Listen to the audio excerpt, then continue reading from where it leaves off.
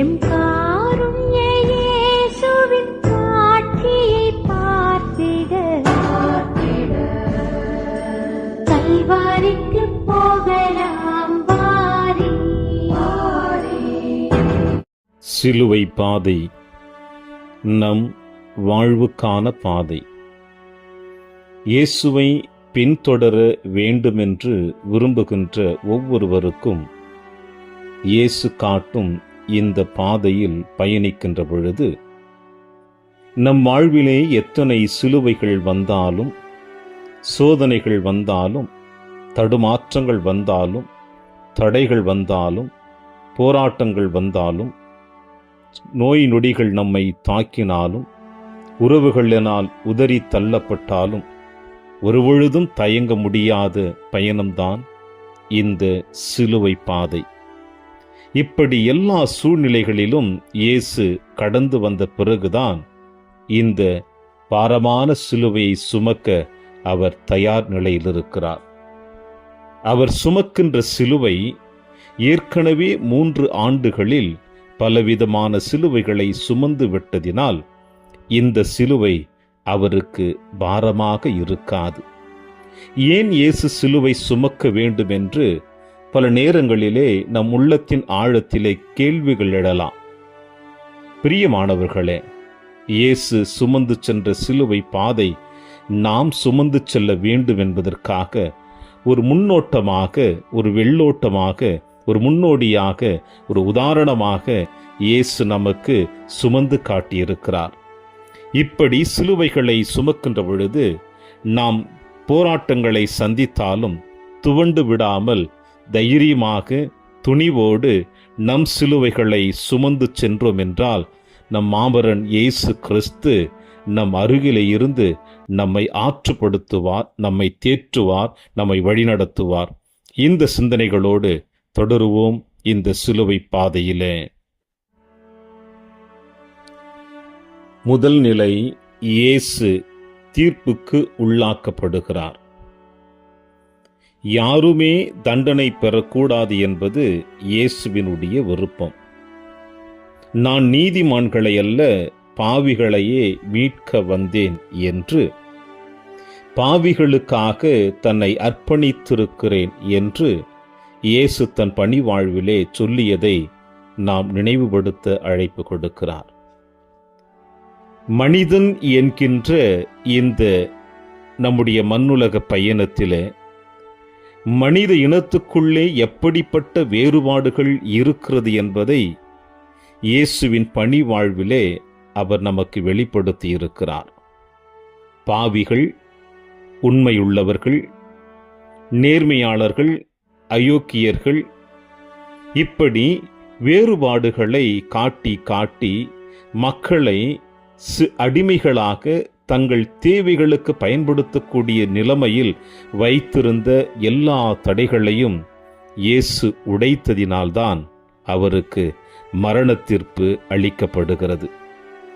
நீதிமன்றம் என்று சொல்லுகின்ற பொழுது நம்முடைய பார்வையிலே அது எல்லோருக்கும் நியாயத்தை கொடுக்கும் என்ற எண்ணம்தான் நமக்கு தோன்றும்.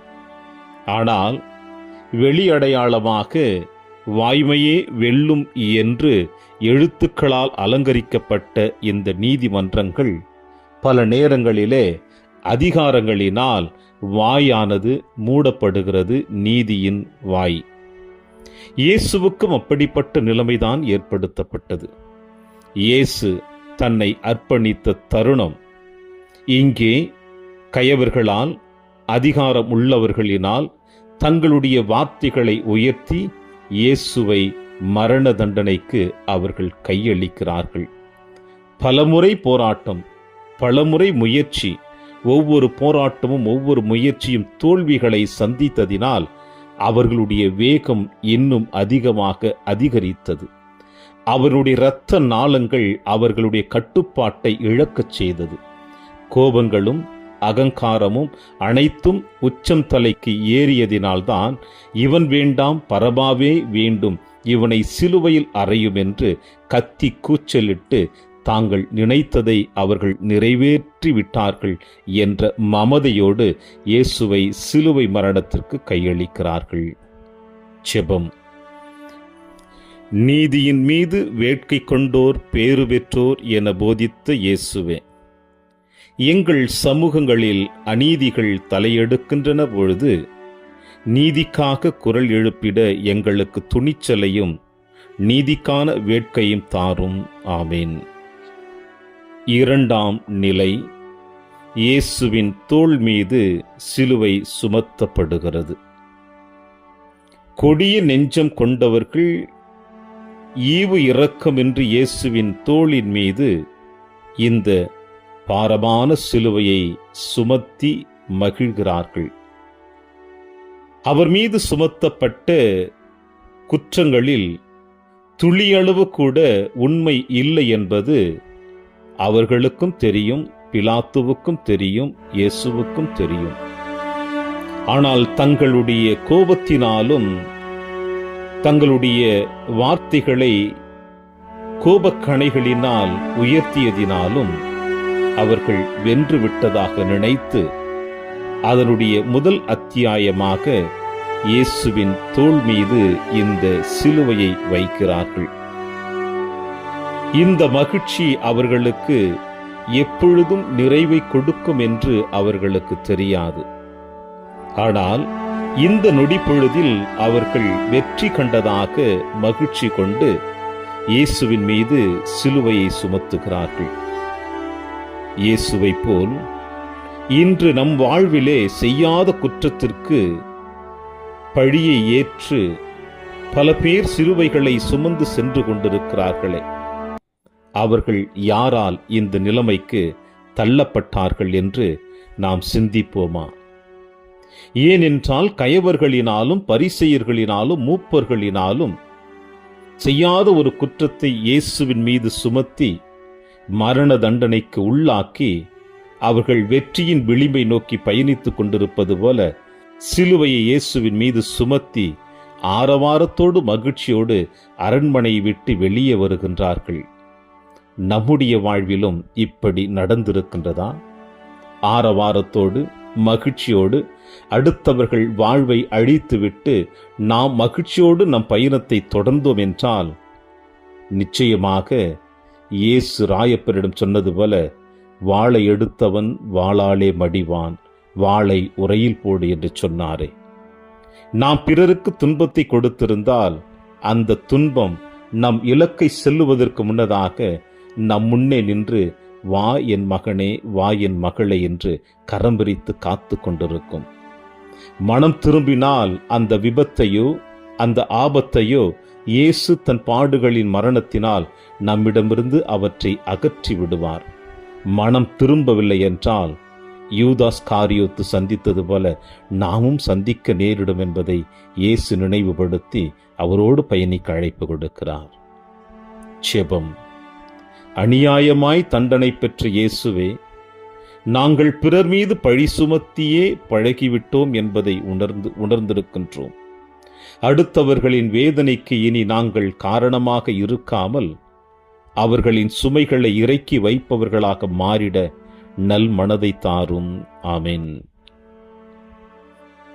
மூன்றாம் நிலை, இயேசு முதன்முறை தரையில் விழுகிறார்.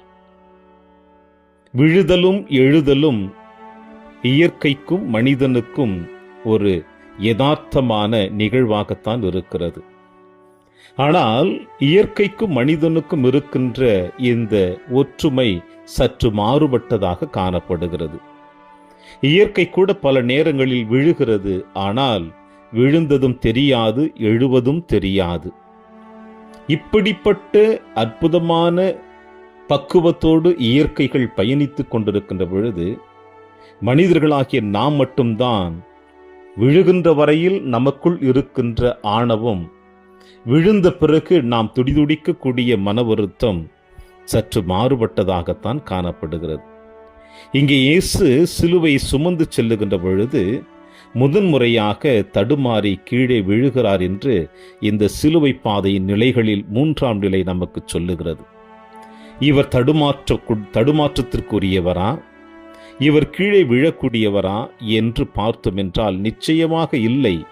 ஆனால் இயேசு தடுமாற்றத்தோடு கீழே விழுகிறார் என்று சொல்லுகின்ற பொழுது, நமது வாழ்க்கை படகை சூறாவளி சூழுகின்ற பொழுது தன்னம்பிக்கை இன்னும் துடுப்பால் கரை சேர்த்திட முயல வேண்டும் என்பதைத்தான் இயேசு நமக்கு சொல்லுகிறார். ஏனென்றால் கடலில் பயணித்துக் கொண்டிருக்கின்ற பொழுது பேதுருவும் மற்ற சீடர்களும் இயேசு தன்னோடு இருக்கிறார் என்பதை மறந்துவிட்டு இயேசுனுடைய தூய பிரசன்னத்தை உணராமல், ஆண்டவரே நாங்கள் சாக போகிறோமே என்று இயேசுவிடம் முறையிட்டார்களே, அதுபோல இயேசு என்னோடு, கடவுள் என்னோடு இருக்கிறார் என்ற நம்பிக்கை நமக்குள் இருந்தால் விழுந்தாலும் எழ முடியும் என்பதைத்தான் இயேசு இன்று நமக்கு வெளிப்படுத்துகிறார். இயேசு கூறுகிற வார்த்தைகளை வாழ்வாக்கிட தொடருவோம் இந்த பாதையிலே. ஜெபம். சிலுவையின் பாரத்தால் தரையில் விழுந்த இயேசுவே, வாழ்க்கை பாரத்தால் பலமுறை விழுந்து கிடக்கின்றோம். எழுந்து நடந்திட தன்னம்பிக்கை என்னும் ஊன்றுகோலை எங்களுக்கு தாரும். ஆமென். 4ஆம் நிலை. இயேசு தன் தாயை சந்திக்கின்றார். சந்திப்பு பல நேரங்களில் மகிழ்ச்சியை கொடுக்கும், சில நேரங்களில் வேதனையும் மன வருத்தத்தையும் கோபத்தையும் பொறாமையையும் பகைமையும் உருவாக்கும். ஆனால் இப்படி நிகழ்வுகள் நடைபெறுவது நாம் யாரை சந்திக்கின்றோமோ அவர்களை பொறுத்தே இருக்கிறது.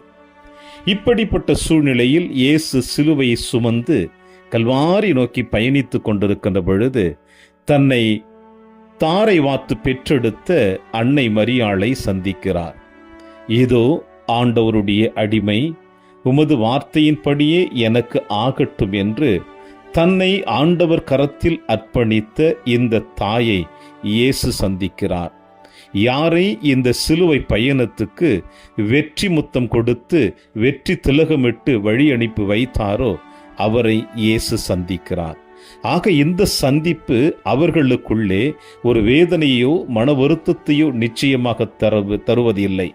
மாறாக அந்த பயணத்தின் ஆற்றலையும் வல்லமையையும் ஆறுதலையும் உத்வேகத்தையும் ஊக்கத்தையும் மனதைரியத்தையும் இங்கே அன்னை மரியாள் தன் மகனுக்கு கொடுத்து வழி அனுப்பத்தான் இங்கே வந்திருக்கின்றாள். குழந்தைகளை மேதைகளாக்குவதில் அவர்களை பெற்ற தாய்மார்களுக்கு முக்கிய பங்கு இருக்கிறது. அம்மா தருகிற நேசத்தையும் பாசத்தையும் இன்னும் யாராலும் தந்துவிட இயலாது. பள்ளியிலும் சரி, புத்தகத்திலும் சரி, ஏன் இன்றைய தகவல் தொழில்நுட்பங்களிலும் இருந்தும் பல்வேறு பாடங்களையும் தகவல்களையும் அவர்கள் பெற்றுக்கொள்ளலாம். ஆனால் தாயினுடைய சந்திப்பில், தாயினுடைய வழிநடத்துதலில் இந்த உலகம் எப்பொழுதுமே அந்த பிள்ளையை சரியான பாதைக்குத்தான் அழைத்து செல்லும். அதற்கு சிறந்த உதாரணம் அன்னை மரியாளும் இயேசுவும். நாமும் நம்முடைய குடும்பத்தில் நம் பிள்ளைகளை எப்படி வழிநடத்தி கொண்டிருக்கின்றோம்? அன்னை மரியாளை போல ஆண்டவர் இயேசு கிறிஸ்து வழிநடத்தியது போல நாமும் நம் பிள்ளைகளை சரியான பாதையில் வழிநடத்துகிறோமா என்று சிந்தித்து தொடருவோம் இந்த பயணத்திலே. ஜெபம். அன்பு அன்னை மரியே, உமது மகனை நீர் எந்த அளவிற்கு ஆற்றுப்படுத்தி வழிநடத்தினீரோ அதேபோல எங்களின் தாய்மார்களுக்கு உமது மனப்பான்மையையும் உமது மனப்பக்குவத்தையும் நீர் மகனோடு பயணித்த அந்த மௌனத்தின் தைரியத்தையும் எங்கள் ஒவ்வொருவரின் தாய்களுக்கும் கொடுத்து வழிநடத்த வேண்டுமென்று உம்மை மன்றாடுகிறோம். ஆமீன். 5ஆம் நிலை. இயேசுவின் சிலுவையை சுமந்து சீமோன் உதவி செய்கிறார். வாழ்க்கையில் எப்பொழுதும் துன்பத்தையே அனுபவித்தவன் தன் வாழ்விலே ஒரு சில நிமிட துளிகள் மகிழ்ச்சி அவன் சந்திக்க நேரிட்டால் அது அவனுக்கு எந்த விதத்திலும் பலனில்லை.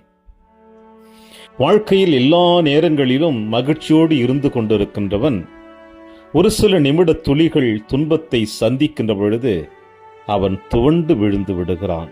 ஏனென்றால் துன்பத்தின் வல்லமை அந்த அளவிற்கு மனிதனுடைய வாழ்விலே இணைந்து பயணிக்கக்கூடியதாக இருக்கிறது. கல்வாரி நோக்கி இயேசு சிலுவையை சுமந்து செல்லுகின்ற பொழுது எத்தனை வேதனைகளோடு எத்தனை பாரத்தோடு அந்த சிலுவையை சுமந்து செல்லுகின்ற பொழுது ஒரு குறிப்பிட்ட நேரத்தில் அவருக்கு ஒரு ஆறுதல் தேவைப்பட்டது. அந்த ஆறுதல் தான் சீரேனே ஊராகிய சீமோன். இயேசுவினுடைய சிலுவையை அவன் சுமக்கின்ற பொழுது அவருக்குள் எழுந்த ஒரு சந்தோஷம், ஒரு நிறைவு, எண்ணிலடங்காது வெளிப்படுத்த முடியாத ஒரு அனுபவம். ஏனென்றால் யாருக்காக சிலுவை சுமக்கிறோமோ அவர்களே அந்த நேரத்தில் தங்கள் தவறுகளை உணர்ந்து தன்னோடு இணைந்து கொண்டு அந்த துன்பத்திலே துணை கொடுத்தார்கள் என்றால் அதில் சுமப்பவருக்கும் ஆறுதல் கொடுப்பவருக்கும் ஒரு நிறைவை கொடுக்கும். சீரேனே ஊராகிய சீமோன் இது விரும்பி செய்யவில்லை என்றாலும் அவன் செய்ய ஆரம்பித்த பிறகுதான் அதிலே அவன் மகிழ்ச்சி அடைகிறான். ஏனென்றால் இயேசு அவனோடு இருப்பதினால். சிலுவைகள் கொடுப்பதை விட சிலுவைகளை கொடுக்காமல் சுமைகளை இறக்கி அடுத்தவருக்கு பாரம் இல்லாமல் துணையாக இருக்க வேண்டும் என்பதுதான் இறைவனுடைய திருவுளமாக இருக்கிறது. எனவே தன்னுடைய பாடுகளின் பயணத்திலே சீமோனை வரவழைத்து தன்னோடு சிலுவை சுமக்க வைத்தது இயேசு தவறுக்காக அல்ல, மாறாக நாம் அனைவருமே இயேசுவின் பிள்ளைகளாக இறைவனோடு இணைந்து பயணிக்கக்கூடியவர்களாக இருக்க வேண்டும் என்று இயேசு அழைப்பு கொடுக்கிறார். இயேசுவின் அழைப்பை ஏற்றவர்களாக தொடருவோம் இந்த பயணத்திலே. ஜெபம். சீமோனிடம் உதவி பெற்ற இயேசுவே, வாழ்வின் வளங்களையும் அறிவையும் பிறரோடு பகிர்ந்து கொள்ள உதவும் உள்ளத்தை எங்களுக்கு தாரும். ஆமேன். 6ஆம் நிலை. களைந்திருந்த இயேசுவின் முகத்தை வெரோனிக்காள் துடைத்து ஆற்றுப்படுத்துகிறார். சிலுவை பயணத்தின் களைப்பு இயேசுவின் முகத்தில் வெளிப்படுத்தப்படுகிறது. தலையிலிருந்து வடிகின்ற இரத்தம் வியர்வை கலந்து இயேசுவின் முகத்தை ஆக்கிரமித்துக் கொண்டது. இயேசுவின் முகத்தில் மனித சாயலை மறைந்து போயிருந்ததை உணர்ந்த வெரோனிக்காள் கூட்டத்தை உடைத்தெறிந்துவிட்டு தான் ஒரு பெண் என்பதை சமுதாயத்தில் பார்வையில் இருந்தாலும் நான் துணிச்சல் உள்ளவள், இறைவனுக்கு உதவி செய்யக்கூடியவள் என்பதை தன்னுடைய செயல் வழியாக கூட்டத்தை உடைத்தெறிந்து இயேசுவின் முன்னிலையில் வருகிறாள் வெரோனிக்கா. வீரப்பெண் வரலாற்றில் தனக்கென ஓரிடத்தை தக்க வைத்துக் கொண்டாலும் மரண தண்டனை பெற்ற குற்றவாளிக்கு ஆதரவு தருவதை உரோமை சட்டம் தடை செய்திருக்கிறது என்பதும் அவருக்கு நன்றாக தெரியும். இயேசுவின் அருகிலே அறையப்பட்ட கல்வர்கள் இருவரில் ஒருவன் சொன்னானே, நீர் மெசியா என்றால் உன்னையும் காப்பாற்றி எங்களையும் காப்பாற்றி என்று. ஆனால் இன்னொருவன் சொன்னான், இந்த குற்றத்திற்கு நாம் உரியவர்களே, அவர் எந்த விதமான குற்றமும் செய்யவில்லை என்று சொன்னாரே. அதுபோல வெரோனிக்காள் உணர்ந்ததினால்தான் உரோமை சட்டத்தை உடைத்தெறிந்துவிட்டு இயேசுவுக்கு உதவி செய்ய அன்று அவள் பயணிக்க ஆரம்பித்தாள். அவள் பயணித்த பயணம் இன்று வரை இந்த சமுதாயத்தில் உதவிக்காக யாரெல்லாம் ஏங்கி தவித்துக் கொண்டிருக்கிறார்களோ அவர்களுக்கு உதவி செய்யக்கூடிய நல்கரத்தை நீட்டுகிறவர்கள் வெரோனிக்காள் காட்டிய அன்பின் பாதை என்பதை நாம் மறந்துவிட முடியாது.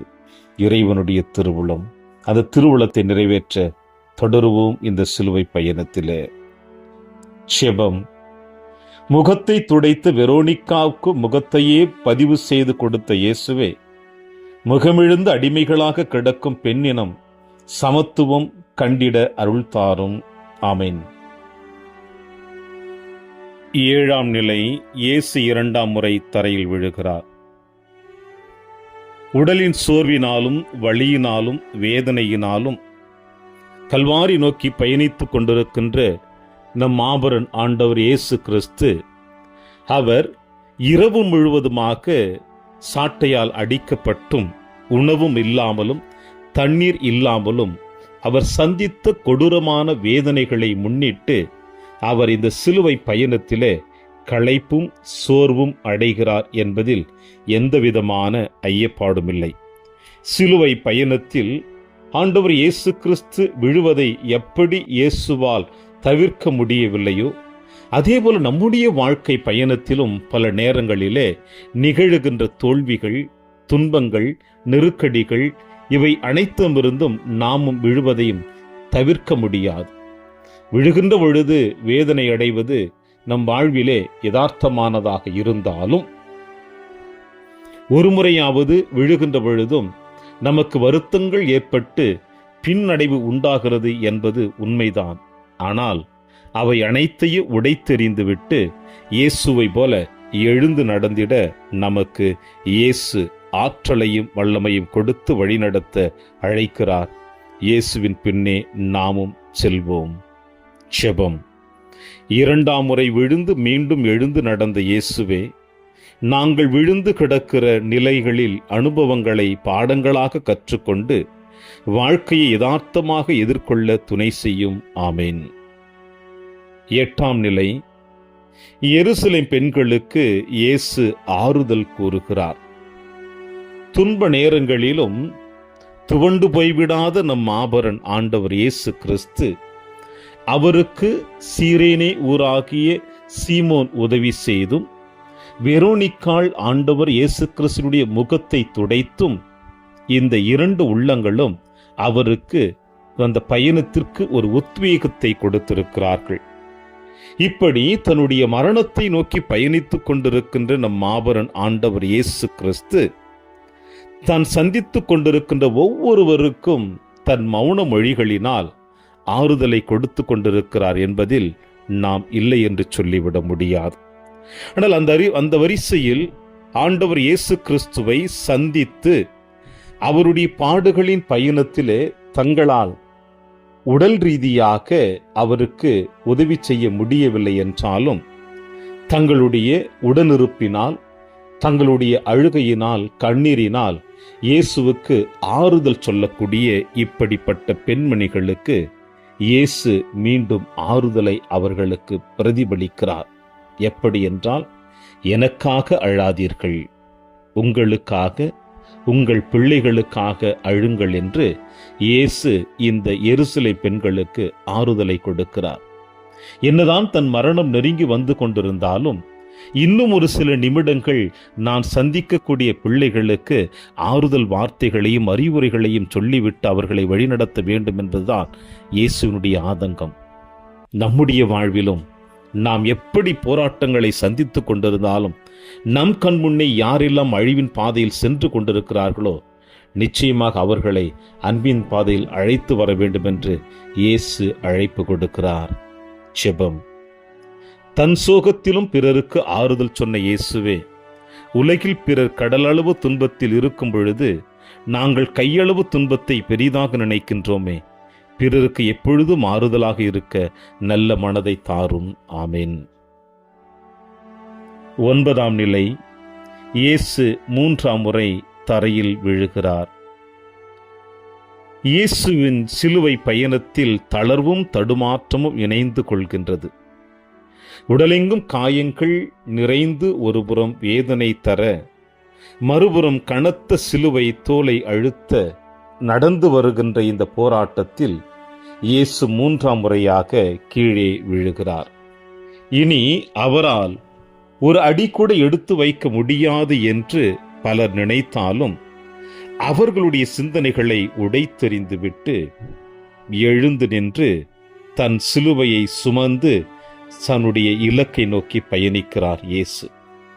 நாம் பல நேரங்களிலே இப்படி துவண்டு கீழே விழுகின்ற பொழுது நம்மை பார்த்து கொண்டிருக்கின்ற சமுதாயமும் சரி, இந்த நிலைமைக்கு உள்ளாக்கப்பட்டவர்களும் சரி, நாம் முழுவதுமாக கீழே கிடக்க வேண்டும் என்பதுதான் அவர்களுடைய விருப்பம். ஆனால் இயேசு எப்படி சமாளித்து எழுந்து இதோ தன் இலக்கை நோக்கி பயணித்தாரோ, அதேபோல நாமும் நம்முடைய இலக்கை நோக்கி நாம் பயணித்தோம் என்றால், எத்தனை முறை நாம் கீழே விழுந்தாலும் யாராலும் நம்மை தடுத்து விட முடியாது என்பதைத்தான் இயேசு நமக்கு வெளிப்படுத்துகிறார். இயேசுனுடைய வெளிப்படுத்துதலை வாழ்வாக்கி பயணிப்போம் இந்த நாளிலே. ஜெபம். நம்பிக்கை இழக்காமல் உறுதியுடன் எழுந்து நடந்த இயேசுவே, வாழ்க்கை சிலுவைகளால் வருத்தத்தின் உச்சிக்கு போய் விரக்தியில் விழுந்து கிடக்கின்றோம். புதிய தொடக்கத்தை எங்களுக்கு தாரும். ஆமேன். 10ஆம் நிலை, இயேசுவின் ஆடைகளை வலுக்கட்டாயமாக உரிக்கிறார்கள். இயேசுவினுடைய இந்த சிலுவை பயணத்திலே இறுதிக்கட்ட நிகழ்வுகளுக்குள் அவர்கள் வந்து விட்டார்கள். எங்கே இயேசுவை சிலுவையில் அறைய வேண்டும் என்று விரும்பினார்களோ அந்த உச்ச நிலைக்கு வந்து சேர்ந்து விட்டார்கள். அவர்கள் உள்ளத்தின் ஆழத்திலே ஒரு விதமான மகிழ்ச்சி. ஏனென்றால் இயேசுவின் சிலுவை பயணத்திலே இயேசு கீழே விழுகின்ற பொழுதும், சீமோன் உதவி செய்கின்ற பொழுதும், வெரோனிக்காள் துடைக்கின்ற பொழுதும், எருசலேம் பெண்கள் ஆறுதல் சொல்லுகின்ற பொழுதும், எல்லாவற்றையும் விட அவருடைய தாய் அவருக்கு ஆறுதலை சொல்லுகின்ற பொழுதும் இவர்களுக்குள் இருந்த ஒரு மனப்பக்குவம் வேறுபாடாகத்தான் இருந்தது. எங்கே இவன் இறுதி வரை வந்துவிட மாட்டானா, அல்லது எங்கே இவர்களால் இந்த இடத்திலிருந்து நம் அனைவரையும் கண்ணை மூட வைத்து இவர்களிடமிருந்து இவன் தப்பித்து கொள்ளுவானா என்ற பலவிதமான எண்ணங்களுக்கு மத்தியிலே பயணித்த இந்த கயவர்களுக்கு இயேசு கொல்கத்தா வந்தவுடனே எல்லையில்லா மகிழ்ச்சி அடைந்தார்கள். எனவேதான் அவர்கள் அடுத்த கட்ட நடவடிக்கையாக இயேசுவின் ஆடையை உரிக்கிறார்கள். ஆடை என்பது ஒரு மனிதனுடைய மானத்தை பாதுகாக்கக்கூடியது.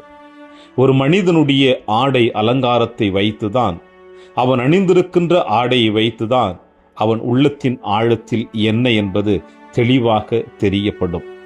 அகத்தின் அழகு முகத்தில் தெரியும் என்று சொல்லுவது போல, இங்கே சமுதாயத்திற்கும் ஆண்டவருடைய தந்தையினுடைய விருப்பத்தை முழுவதுமாக நிறைவேற்றிய ஒட்டுமொத்த ஒழுக்கத்தையும் சமுதாயத்திற்கு வெளிப்படுத்திய இயேசு இங்கே சமுதாயத்தின் முன்னிலையில் அவமானப்படுத்தப்படுகிறார்.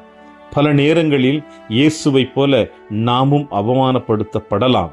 ஆனால் உண்மைக்காக, நீதிக்காக, கடவுளுக்காக நாம் அவமானப்படுத்தப்படுகின்ற பொழுது அடுத்தவருடைய பார்வையில் நம்மை ஏளனமாக பார்த்தாலும் இறைவன் நம் மானத்தையும், நம் கௌரவத்தையும், நம் வாழ்வையும் தன்னுடைய இரத்தத்தின் கீழ் நம் அனைவருக்கும் பாதுகாப்பு கொடுத்து வழிநடத்துவார் என்ற நம்பிக்கையோடு தொடருவோம் இந்த பயணத்திலே.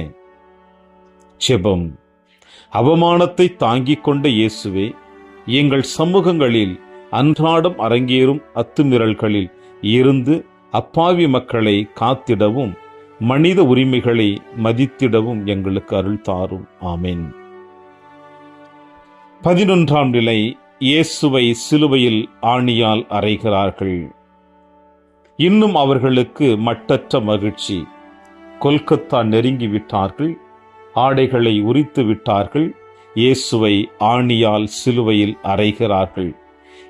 எந்த இலக்கை அவர்கள் அடைய வேண்டும் என்று விரும்பினார்களோ அந்த இலக்கை கொஞ்சம் கொஞ்சமாக அவர்கள் அடியெடுத்து வைக்கின்ற பொழுது அவர்களுக்குள் எழுகின்ற மகிழ்ச்சி இந்த மண்ணுலகில் எந்த ஒரு மனிதனுக்கும் நிகழ்ந்து விடாது. ஏனென்றால் எந்த அளவுக்கு இயேசு அவர்களுடைய வாழ்க்கைக்கு தடையாக இருந்தாரோ, அவர்களுடைய வருமானத்திற்கு தடையாக இருந்தாரோ, அதைவிட இயேசுவை இப்பொழுது முழுவதுமாக சிலுவையில் அறைந்து விட்டார்கள். ஏனென்றால் இனி ஒருபொழுதும் இயேசு அவர்களுக்கு தடையாக இருக்க மாட்டார்கள் என்பது அவர்களுக்கு தெரிந்துவிட்டது.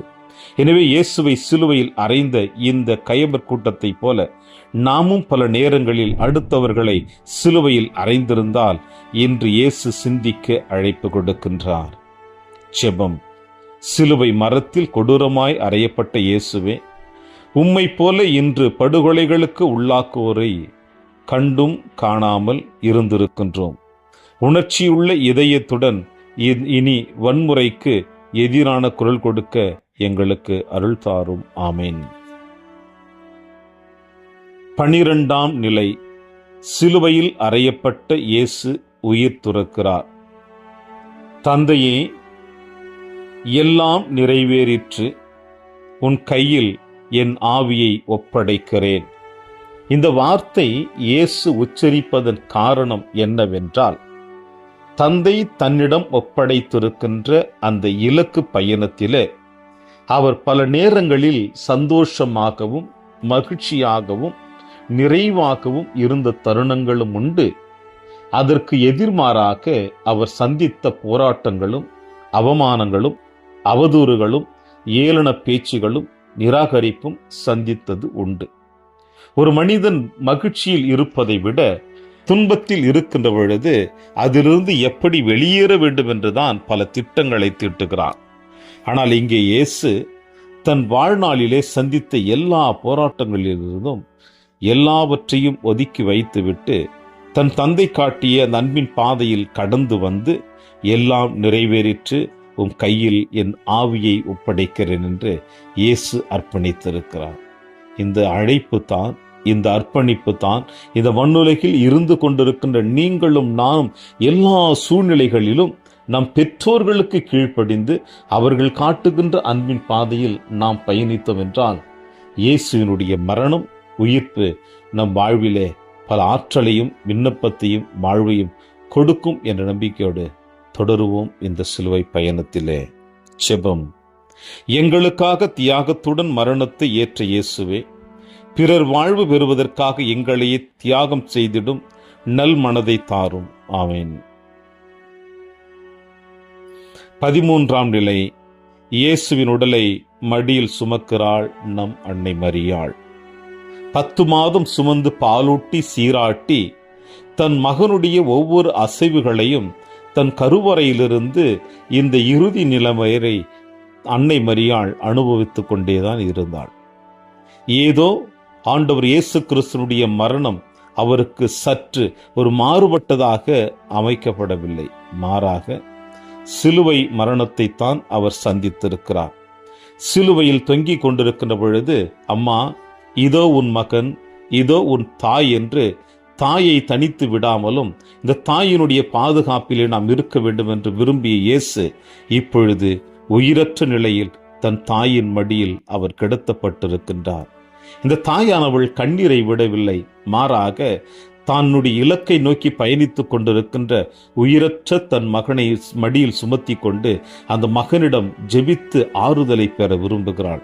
ஆம் மகனே, இது சூழ்ந்திருக்கின்ற மக்களை போல நான் கண்ணீர் விடாமல் இந்த சமுதாயத்திற்கும் என் பிள்ளைகளுக்கும் ஒரு சிறந்த தாயாக இருக்கக்கூடிய வாற்றலை தாரும் என்று அன்னை மரியாள் தன் மகனிடம் பரிந்து பேசி இந்த சிலுவை பயணத்திலே மௌனமாக நம்மோடு வருகிறார். ஜெபம். அன்னை மரியின் அன்பு மடியில் தவிழும் இயேசுவே, எங்களை பெற்ற அம்மாக்கள் உமது கருணையின் வடிவங்கள் என்பதை மறந்து விட்டோம். எங்கள் அன்னையை நாங்கள் இறுதி வரை அன்பு செய்து ஏற்றிட அருள் தாரும். ஆமேன். 14ஆம் நிலை. இயேசுவின் உடலை கல்லறையில் அடக்கம் செய்கிறார்கள்.